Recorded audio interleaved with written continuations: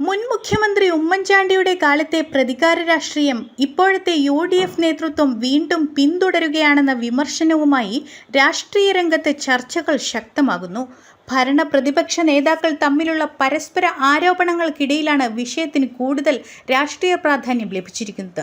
സർക്കാർ സ്ഥാപനങ്ങളെയും അന്വേഷണ ഏജൻസികളെയും രാഷ്ട്രീയ ലക്ഷ്യങ്ങൾക്ക് ഉപയോഗിക്കാനുള്ള ശ്രമങ്ങളാണ് നടക്കുന്നതെന്ന് LDF നേതാക്കൾ ആരോപിച്ചു. മറുവശത്ത് അഴിമതിക്കും അധികാര ദുരുപയോഗങ്ങൾക്കുമെതിരെ ശക്തമായ നിലപാടാണ് UDF സ്വീകരിക്കുന്നതെന്ന് പ്രതിപക്ഷ നേതാക്കൾ പ്രതികരിച്ചു. യുണൈറ്റഡ് ഡെമോക്രാറ്റിക് ഫ്രണ്ട് ഭരണകാലത്തെ ചില തീരുമാനങ്ങളും നടപടികളും വീണ്ടും രാഷ്ട്രീയ ചർച്ചകളിൽ ഇടം പിടിച്ചതോടെ വിവിധ നേതാക്കൾ വിഷയത്തിൽ പ്രതികരണവുമായി രംഗത്തെത്തി. ജനാധിപത്യ മൂല്യങ്ങൾ സംരക്ഷിക്കപ്പെടണമെന്നും രാഷ്ട്രീയ വൈരാഗ്യത്തിന്റെ അടിസ്ഥാനത്തിൽ നടപടികൾ ഉണ്ടാകരുതെന്നും സാമൂഹിക രാഷ്ട്രീയ നിരീക്ഷകർ അഭിപ്രായപ്പെട്ടു. സംസ്ഥാന രാഷ്ട്രീയത്തിൽ ആരോപണ പ്രത്യാരോപണങ്ങൾ ശക്തമാകുന്നതിനിടെ വിഷയത്തിൽ കൂടുതൽ പ്രതികരണങ്ങൾ വരാനിടയുണ്ടെന്നാണ് വിലയിരുത്തൽ.